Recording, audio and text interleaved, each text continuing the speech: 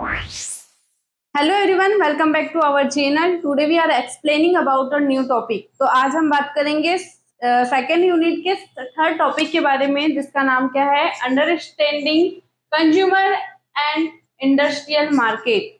कि consumer market होता क्या है और इंडस्ट्री मार्केट क्या होता है, इसके बारे में हम आज के वीडियो में चर्चा करेंगे। ठीक है, इसके पहली वाली प्रीवियस वीडियो में हमने सेकेंड यूनिट के फर्स्ट और सेकेंड टॉपिक को कवर किया था।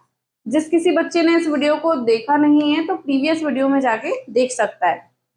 तो हम बात करते हैं आज की वीडियो में कंज्यूमर मार्केट्स और इंडस्ट्रियल मार्केट के बारे में। तो पहला है कंज्यूमर मार्केट। अब हम समझते हैं कि कंज्यूमर मार्केट होता क्या है। Consumer market is the market where goods and services are purchased by individual on house holder for personal use. मतलब कंज्यूमर मार्केट में कोई भी प्रोडक्ट या कोई भी सामान परचेस या एंड सर्विस को परचेस करते हैं तो उसका जो मेन मोटो रहता है वो क्या रहता है, पर्सनल यूज के लिए या होम के किसी मेंबर को यूज करने के लिए उस प्रोडक्ट को परचेस किया जाता है या उस मतलब सर्विसेज को परचेस किया जाता है। ठीक है, कहने का मतलब यही है कि आप मार्केट से कोई सामान ले आ रहे हैं तो वो सिर्फ आप अपने पर्सनल यूज के लिए ही ले आ रहे हैं। मतलब उसका सिर्फ आप पर्सनल यूज करेंगे या आपके फैमिली मेंबर उसको यूज करेंगे। ठीक है, यही क्या है, consumer market, that is called consumer market. अब हम एग्जांपल के थ्रू समझते हैं, जैसे बाइंग क्लोथ्स। आप किसी शॉप में कपड़े खरीदने जाते हैं, क्लोथ को परचेज करने जाते हैं, तो उस कंडीशन में क्या रहता है कि आप जो कपड़े परचेज करेंगे वो तो आप पर्सनल, या तो आप पर्सनल खुद के लिए करेंगे या फैमिली में से किसी मेंबर के लिए करेंगे। मतलब सिर्फ और सिर्फ उसका यूज किसके लिए हो रहा है, पर्सनल यूज के लिए हो रहा है। ठीक है, दूसरा है buying mobile phone for personal use. अगर आप कोई भी कंपनी का फोन परचेज करते हैं तो वो सिर्फ पर्सनल यूज के लिए ही करते हैं, यानी अपने खुद के काम के लिए, अपने पर्सनल यूज के लिए मोबाइल फोन आप परचेज करेंगे। That is called consumer market. ये क्या है, कंज्यूमर मार्केट है। ठीक है, आई होप कि आपको कंज्यूमर मार्केट अंडरस्टैंड हुआ होगा। अब हम बात करेंगे इंडस्ट्रियल मार्केट की। Industrial market is a market where goods and services are about a business industrial of organisation for production, resale, business, operation. मतलब जो इंडस्ट्रियल मार्केट है वह मार्केट है जिसमें किसी गुड्स एंड सर्विस को परचेज किया जाता है बिजनेस प्लान के लिए, बिजनेस यूज के लिए, या किसी इंडस्ट्रियल मार्केट के लिए, या फिर ऑर्गेनाइजेशन के लिए। ऑर्गेनाइजेशन में प्रोडक्शन, रीसेल या फिर बिजनेस ऑपरेशन के लिए यूज किया जाता है प्रोडक्ट का। कहने का मतलब यही है कि इंडस्ट्रियल मार्केट से जब भी कोई सामान परचेज करते हैं या गुड्स एंड सर्विस को परचेज करना रहता है तो वो किस रीजन से परचेज करते हैं, या तो बिजनेस प्लान से करेंगे, या किसी फैक्ट्री में यूज होने वाले या इंडस्ट्रियल में यूज होने वाले प्रोडक्ट का परचेज करेंगे, या फिर ऑर्गेनाइजेशन में यूज के लिए उस सामान को परचेज करेंगे। That is called industrial market. मतलब कहने का मतलब एक आसान भाषा में अगर समझे इंडस्ट्रियल मार्केट को, तो इंडस्ट्रियल मार्केट वह मार्केट होता है जिससे क्या करते हैं, बिजनेस प्लान के लिए या बिजनेस को आगे बढ़ाने के लिए कोई भी सामान या गुड्स एंड सर्विस को परचेज करना। That is called industrial market. अब हम इस एग्जांपल के थ्रू समझते हैं। A factory purchasing machines. मतलब एक फैक्ट्री में जो ऑनर रहता है उसका, वो मशीन किस लिए यूज करता है, फैक्ट्री में बिजनेस प्लान के लिए वो मशीन को परचेज करता है। इसी तरह क्या है, अ हॉस्पिटल बाइंग मेडिकल इक्विपमेंट।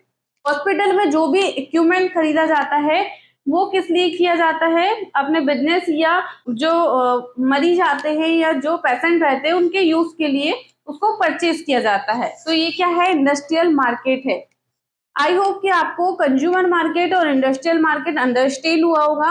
अब हम बात करेंगे कंज्यूमर मार्केट के कैरेक्टरिस्टिक्स के बारे में कि इसकी कौन कौन सी विशेषताएं होती है कंज्यूमर मार्केट की। तो इसको स्टेप एक एक से एक समझते हैं हम। तो पहला है channel of distribution. Channel of distribution का मतलब होता है जो कंज्यूमर मार्केट रहता है उसमें एक कंज्यूमर मार्केट एक चैनल के रूप में काम करता है। चैनल का मतलब एक चेन सिस्टम बना होता है कि कंज्यूमर मार्केट से जो भी प्रोडक्ट हम खरीदेंगे या जो भी मैन्युफैक्चरिंग होती है, मैन्युफैक्चरिंग प्लांट से वो किसके पास में जाता है, होलसेलर्स के पास में जाता है। होलसेलर्स उसे रिटेलर को बेचता है और रिटेलर कंज्यूमर को सेल करते हैं। ठीक है, मतलब एक चेन सिस्टम में काम करता है। पहले मैन्युफैक्चरिंग जो प्लांट रहता है वहां से होलसेलर के पास जाएगा, होलसेलर से फिर रिटेलर के पास में जाएगा और रिटेलर से फिर कंज्यूमर के पास में जाएगा। ठीक है, यही क्या है, एक चेन सिस्टम में वर्क करता है कंज्यूमर मार्केट। दूसरा इसका जो कैरेक्टरिस्टिक्स है वो क्या है, ट्रांजेक्शन टर्म। ट्रांजेक्शन टर्म्स का मतलब ये रहता है कि इसके जो मतलब जो पेमेंट मोड रहते हैं, ये जो पेमेंट के मोड या इसका ट्रांजेक्शन जो मोड रहता है वो किस किस से कर सकते हैं आप, केस कर सकते हैं, यूपीआई कर सकते हैं, डेबिट कार्ड से कर सकते हैं या ऑनलाइन पेमेंट कर सकते हैं। एक इसे एग्जांपल के थ्रू समझते हैं। आप कोई भी मतलब कोई भी जैसे एक टीवी ले लीजिए, टीवी या रेफ्रिजरेटर ले लीजिए, फ्रिज ले लीजिए।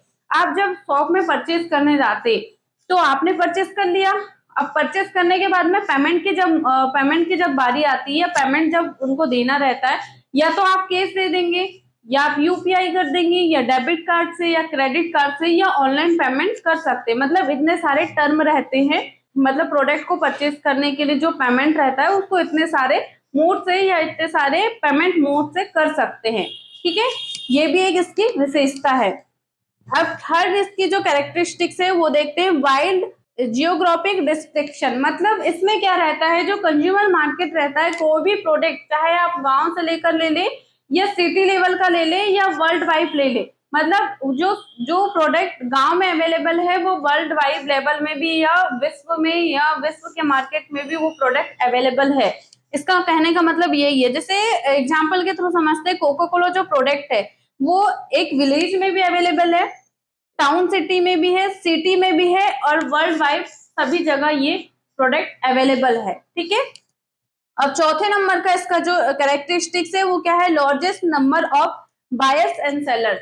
लार्जेस्ट मतलब ज्यादा से ज्यादा बायर और सेलर की संख्या या नंबरिंग बढ़ाना। अब कैसे बढ़ा सकते हैं कि आप ग्रोसरी का सामान लेने जाते हैं तो ग्रोसरी के सामान में आप बल्क में सामान लेते हैं, मंथ का एक बार में ले लेते हैं, तो उस कंडीशन में क्या रहता है, आप भी ज्यादा से ज्यादा संख्या में सामान परचेस करेंगे और आगे वाला जो रिटेलर है वो भी ज्यादा से ज्यादा संख्या में सामान आपको बेचेगा। मतलब बायर्स की भी संख्या ज्यादा हुई और सेलर की भी संख्या ज्यादा हुई। ठीक है, कम्युनिकेशन मीडिया पांचवें नंबर का है। कम्युनिकेशन मीडिया का मतलब होता है जो कंज्यूमर मार्केट रहते वो उससे कंज्यूमर मार्केट में कस्टमर से कैसे कैसे कम्युनिकेट कर पाएंगे, या तो आप फेस टू फेस मिलकर कर पाएंगे, न्यूज़पेपर से आप अपने बातों को रख सकते हैं या अपने मार्केट की एडवर्टाइजमेंट करा सकते हैं या फिर आप टेलीफोन से करवा सकते हैं।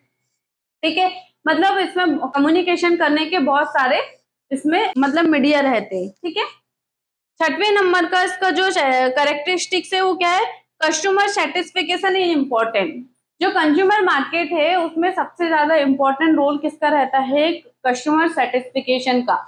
मतलब कंज्यूमर मार्केट में जो भी प्रोडक्ट सेल हो रहा है या जो भी सर्विस प्रोवाइड की जा रही है तो उससे कस्टमर 100% सेटिस्फाई होना बहुत ज्यादा आवश्यक है। अगर कस्टमर सेटिस्फाई होगा तभी आपके बिजनेस या आपका जो मार्केट है वो ज्यादा से ज्यादा ग्रोथ कर पाएगा। यही जो मेन पॉइंट है या मेन जो कैरेक्टरिस्टिक्स है कम्युनिकेशन कस्टमर मार्केट का सबसे इम्पोर्टेंट है कि कस्टमर 100% सेटिस्फाई होना चाहिए। ठीक है, आई होप कि आपको कंज्यूमर मार्केट, इंडस्ट्रियल मार्केट और उसकी कैरेक्टरिस्टिक्स के बारे में आप अच्छे से समझ पाए होगे या इस वीडियो को अच्छे से अंडरस्टैंड कर पाए होगे। Thank you for watching this video. Thank you so much.